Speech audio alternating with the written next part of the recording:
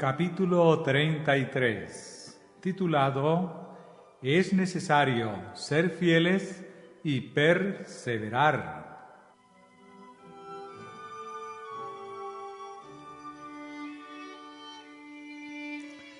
La Iglesia X se encuentra en un estado que dista mucho de lo que debiera ser.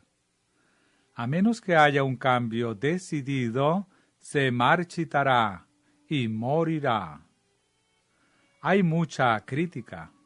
Muchos están cediendo a la duda y a la incredulidad. Los que hablan de fe y cultivan la fe, tendrán fe. Pero los que albergan y expresan dudas, dudas tendrán.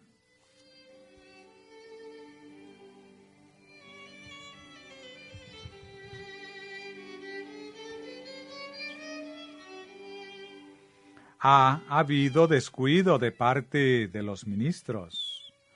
No han inculcado en el corazón de sus oyentes la necesidad de ser fieles. No han educado a la Iglesia sobre todos los puntos de la verdad y el deber, ni han obrado con celo para alistar a los miembros en el trabajo e interesarlos en todos los ramos de la causa de Dios. Se me ha mostrado que de haber sido debidamente educada la Iglesia, ellos hubieran avanzado mucho más allá de lo que están ahora. El descuido de parte de los ministros ha hecho que el pueblo se vuelva indiferente y desleal. No han sentido que son individualmente responsables, sino que se han excusado por causa de que los ministros no cumplieron su deber pastoral. Pero Dios no los da por excusados. Si no hubieran tenido la Biblia, o las amonestaciones, reprensiones y ruegos del cielo para recordarles sus deberes, habría menos condenación. Pero el Señor ha dado consejos e instrucciones. El deber de cada individuo se ha hecho tan claro que no hay necesidad de que nadie yerre.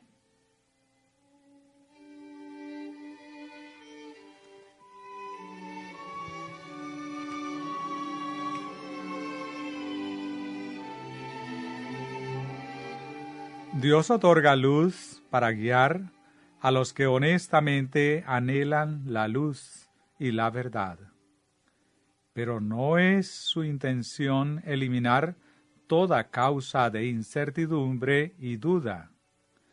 Él da la evidencia necesaria para establecer la fe, y luego requiere que los hombres acepten la evidencia y ejerciten la fe.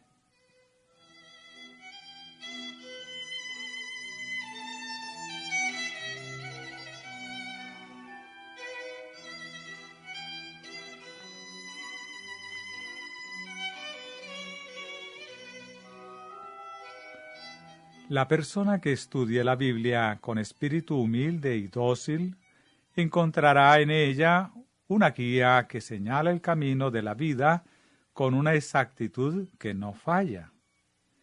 Pero, mis hermanos y hermanas, ¿de qué sirve el estudio de la Biblia a menos que practiquéis las verdades que ella enseña? Ese santo libro no contiene nada que no sea esencial. No se revela nada que no se aplique a nuestras vidas actuales. Mientras más profundo sea nuestro amor por Jesús, más alta será nuestra estima de la palabra, como la voz de Dios que nos habla directamente.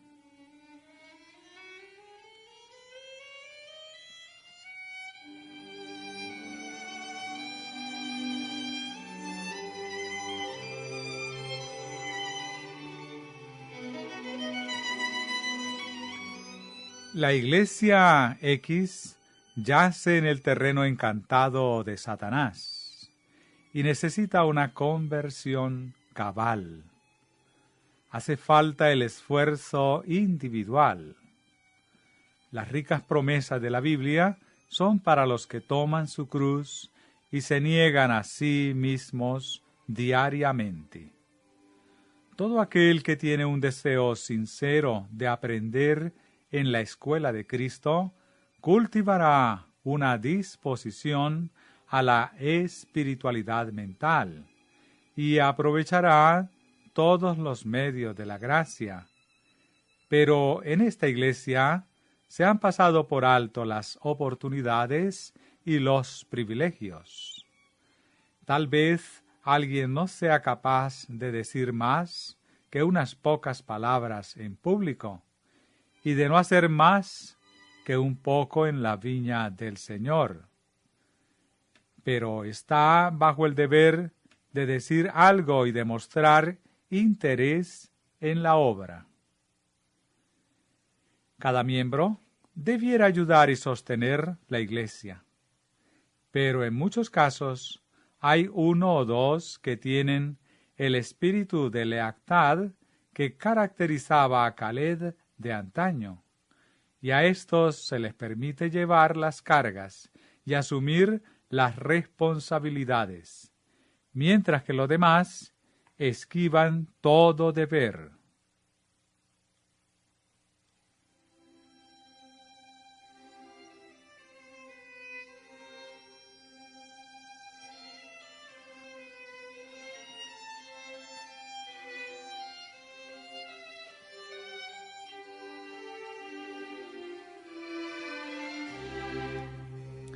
Caleb era fiel y constante.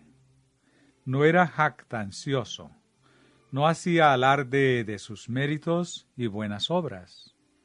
Pero su influencia siempre estaba del lado del bien. ¿Y cuál fue su recompensa?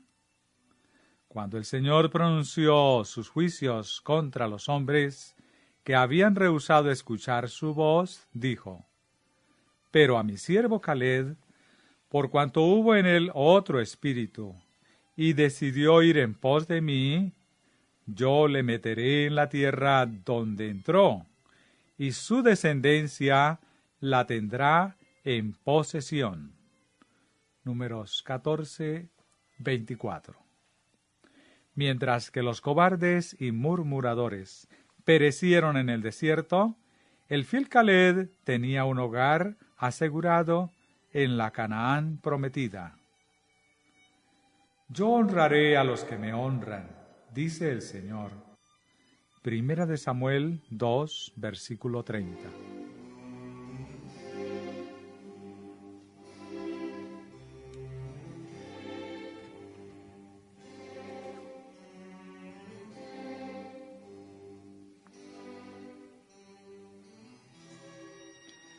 Ana oró y confió, y en su hijo Samuel le dio al Israel de Dios un tesoro preciosísimo, hombre útil, de un carácter bien formado, uno que en cuanto a principio se refiere, era firme como una roca.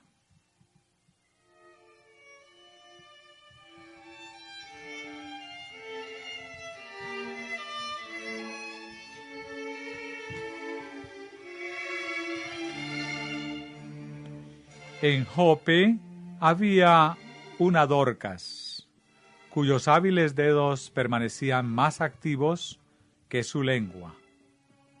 Ella sabía quién necesitaba ropa cómoda y quién necesitaba simpatía, y generosamente atendía las necesidades de ambos grupos. Y cuando Dorcas falleció, la iglesia en Jope se dio cuenta de su pérdida. Con razón se pusieron de luto y se lamentaron, y derramaron cálidas lágrimas sobre el cuerpo inerte. Ella era de tan alto valor que por medio del poder de Dios fue regresada del país del enemigo, con el fin de que su destreza y energía pudieran todavía ser una bendición para los demás.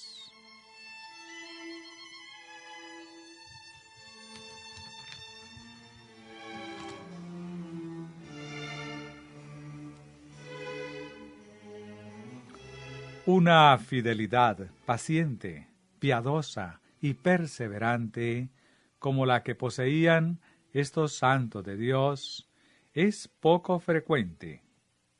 No obstante, la Iglesia no puede prosperar sin ella. Se necesita en la Iglesia, en la escuela sabática y en la sociedad. Muchos se agrupan y se relacionan entre sí en calidad de Iglesia, sin haber subyugado sus rasgos naturales de carácter. Y cuando surge una crisis, que es cuando se necesita un espíritu fuerte y lleno de esperanza, caen en el desánimo y agobian con sus preocupaciones a la Iglesia. Y no se dan cuenta de que esto es malo. La causa no necesita a tales personas, porque no se puede depender de ellas. Pero siempre se necesitan obreros constantes, temerosos de Dios, que no desmayen en el día de la adversidad.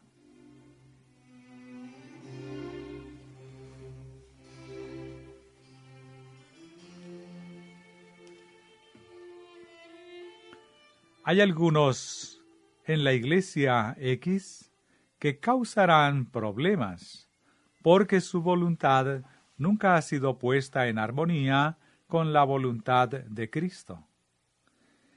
El hermano E será un gran estorbo para esta iglesia. Está satisfecho cuando a él se le permite tener la supremacía, pero cuando no puede ocupar el primer lugar, se pone siempre del lado equivocado. Actúa impulsivamente y no es equilibrado, sino que duda y asume puntos de vista contrarios, porque por naturaleza es criticón y un acusador de los hermanos. Mientras afirma ser celoso por la verdad, se aparta del conjunto de los miembros, carece de fuerza moral, no está arraigado y cimentado en la fe. Los principios santos de la verdad no forman parte de su naturaleza. No se puede confiar en él. Dios no está satisfecho con él.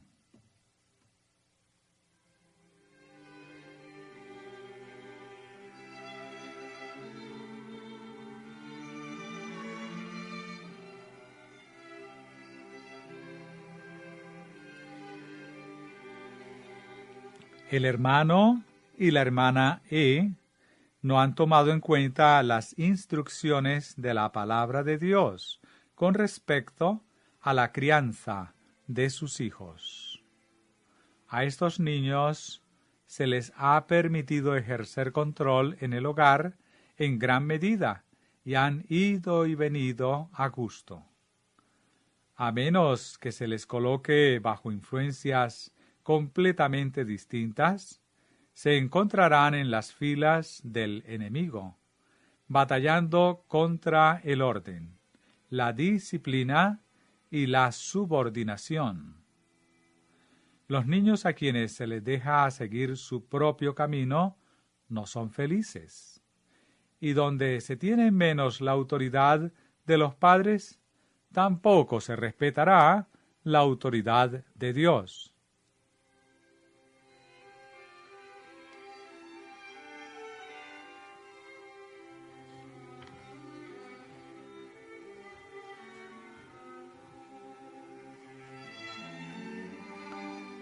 La obra de los padres es solemne y sagrada, pero muchos no se dan cuenta de esto, porque sus ojos están cegados por el enemigo de toda justicia. Permiten que sus hijos crezcan indisciplinados, descorteses, atrevidos, presumidos, malagradecidos e impíos.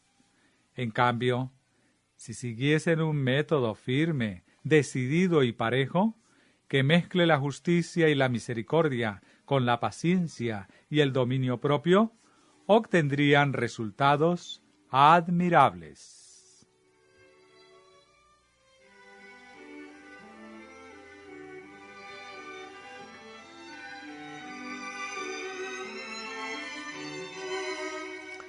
El hermano E necesita la gracia transformadora.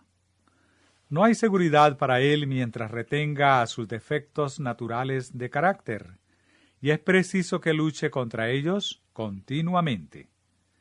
A menos que viva una vida de vigilancia y oración, no estará bien equilibrado, y hay peligro de que la verdad sea impedida, mal representada y desacreditada mediante su influencia. Si no se cuida, despertará en los incrédulos prejuicios que jamás podrán ser eliminados.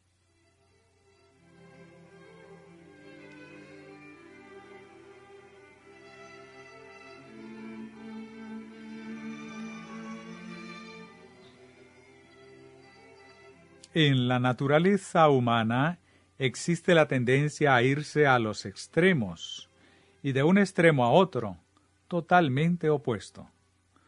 Muchos son fanáticos. Los consume un celo equivocado por la religión, pero el carácter es la verdadera prueba del discipulado. ¿Poseen ellos la mansedumbre de Cristo? ¿Poseen su humildad y su dulce benevolencia? ¿Está el templo del alma vacío de orgullo, arrogancia, egoísmo y censura? Si no lo está, entonces no saben ellos a qué clase de espíritu pertenecen. No se dan cuenta de que el verdadero cristianismo consiste en llevar mucho fruto para la gloria de Dios.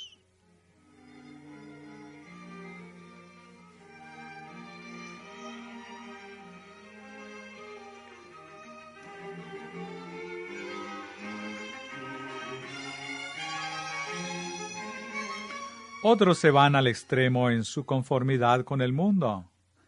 No existe una línea de separación clara y precisa entre ellos y los mundanos.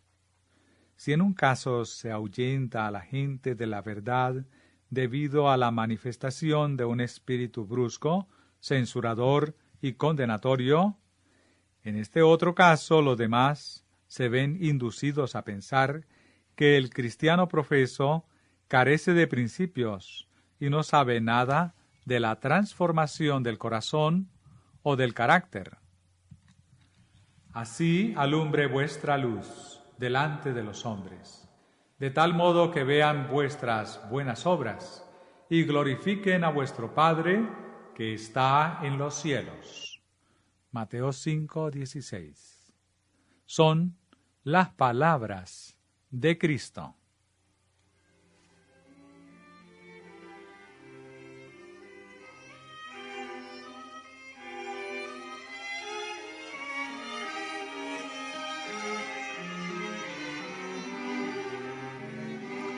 Hay muchos que no tienen un conocimiento correcto de lo que constituye un carácter cristiano, y sus vidas son un descrédito para la causa de la verdad.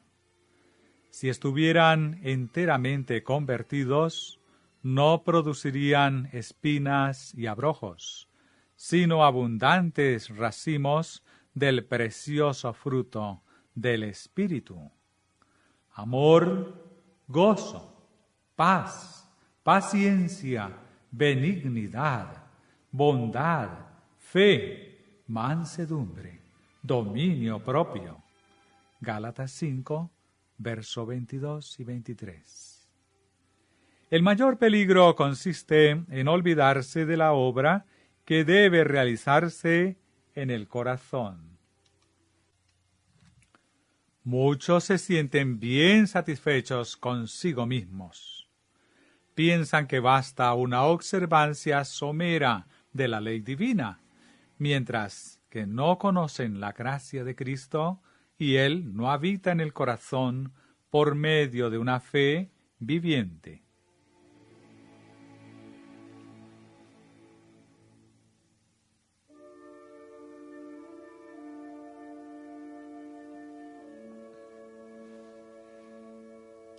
Dice Cristo: separados de mí nada podéis hacer. Juan 15:5. Pero, si su divina gracia obra a través de nuestros esfuerzos humanos, todo lo podemos.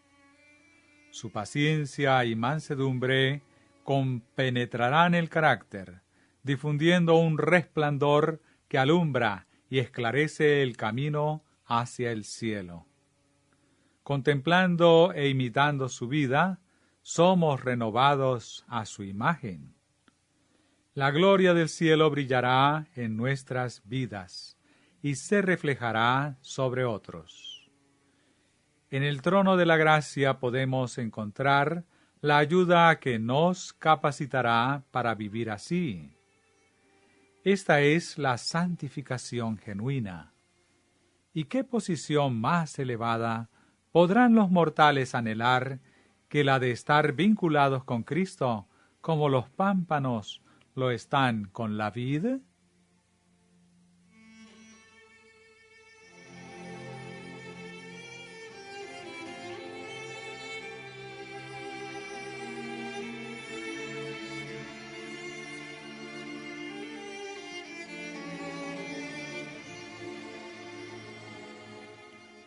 He visto un cuadro en el que se representa a un buey parado entre un arado y un altar, con la siguiente inscripción: listo para cualquiera de los dos, dispuesto a sofocarse en el surco agobiador o sangrar en el altar del sacrificio. Esta es la posición en la que han de hallarse siempre los hijos de Dios, dispuestos a ir a donde los llame el deber, a negarse a sí mismos y a hacer sacrificios por la causa de la verdad. La Iglesia cristiana fue fundada sobre el principio del sacrificio. Si alguno quiere venir en pos de mí, declara Jesús, niéguese a sí mismo, tome su cruz y sígame. Mateo 16:24. Él exige el corazón entero, todos los afectos. Las demostraciones de celo, fervor y trabajo desinteresado que sus seguidores devotos han dado ante el mundo debieran despertar nuestro ardor y llevarnos a imitar su ejemplo. La religión genuina imparte una seriedad y firmeza de propósito que amoldan el carácter conforme a la imagen divina y nos permiten considerar todas las cosas como pérdida para ganar la excelencia de Cristo. Esta singularidad de propósito resultará ser un elemento de enorme poder.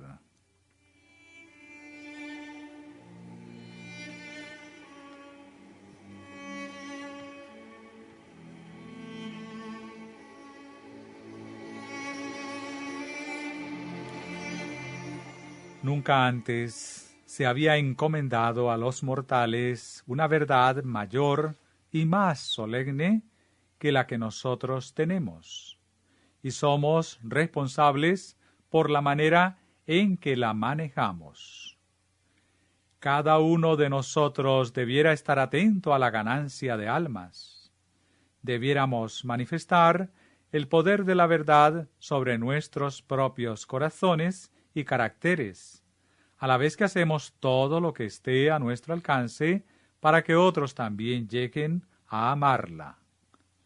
Conducir un pecador a Cristo significa elevar, dignificar y ennoblecer todo su carácter y hacerlo una bendición en su hogar, en la sociedad y en la Iglesia.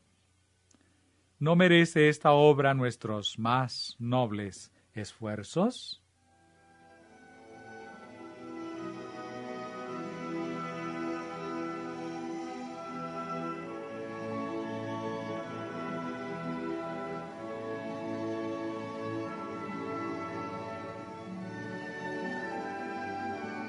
Las personas de poco talento, si son fieles en mantener sus corazones en el amor de Dios, pueden ganar muchas almas para Cristo. Arlan Peig era un mecánico pobre, de habilidad ordinaria y educación limitada, pero hizo que su primera preocupación fuera el procurar el avance de la causa de Dios, y sus esfuerzos fueron premiados con gran éxito.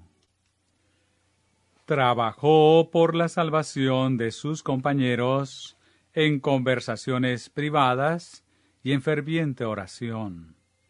Inauguró reuniones de oración, organizó escuelas dominicales y distribuyó folletos y otros materiales de lectura religiosos.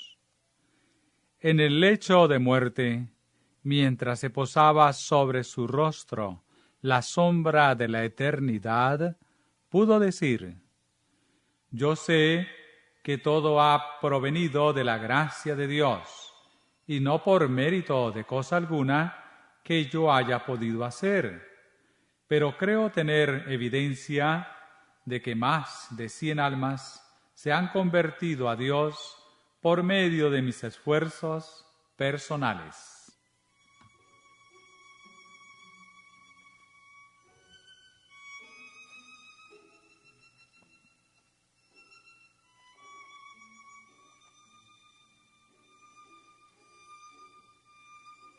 Se debiera instruir a cada miembro de la Iglesia en un sistema regular de trabajo. Se requiere que todos hagan algo por el Señor. Pueden interesar a otras personas en la lectura. Pueden conversar y orar con ellas. El ministro que eduque, discipline y dirija un ejército de obreros eficientes logrará grandes conquistas y le espera una gran recompensa cuando en torno al gran trono blanco se encuentre con aquellos que se salvaron por medio de su influencia.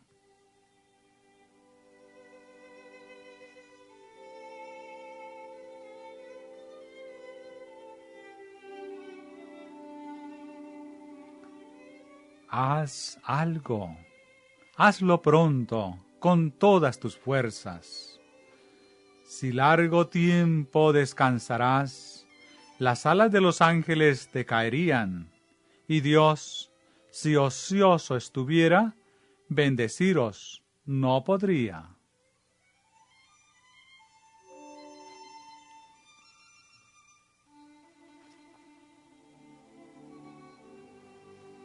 Si la Iglesia X, después de conocer la verdad, hubiera manifestado seriedad, celo y amor, habría producido buenas obras y habría ejercido una influencia que la hubiera convertido en una fortaleza en favor del bien. Pero han sido indiferentes y se han estado volviendo fríos y moribundos. Algunos han asistido a reuniones sociales, a donde han llevado la atmósfera terrenal y no la del cielo. La Iglesia no ha estado preparada para responder a los esfuerzos que se han hecho en favor de ella. En su estado actual, no son capaces de ver o darse cuenta de la necesidad que tienen de cooperar. Y su falta de seriedad y consagración ha desanimado a los ministros. En lugar de este descuido, debiera haber un sentido de responsabilidad individual. Esta Iglesia nunca prosperará hasta que los miembros comiencen la obra de reforma en sus propios corazones. Muchos de los que profesan la fe se conforman con poco. Si progresan, aunque sea modestamente, en la abnegación y la reforma, ya no ven la necesidad de ir más allá. ¿Por qué la tendencia de dormirse en los laureles? A este lado del cielo no hay para nosotros un lugar donde podamos detenernos. Ninguno de nosotros debiera estar conforme con los logros espirituales del presente. Nadie que no pueda demostrar que en su vida hay un continuo progreso puede decir que está aprovechando al máximo sus oportunidades. Ha de estar siempre ascendiendo, siempre ascendiendo. Es el privilegio de todo cristiano crecer hasta haber alcanzado la estatura perfecta de un varón en Cristo Jesús.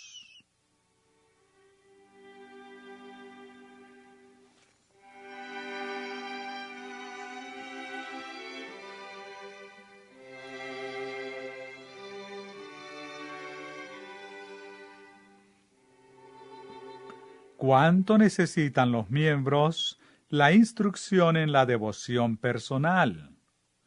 ¿Cuánto necesitan la labor pastoral?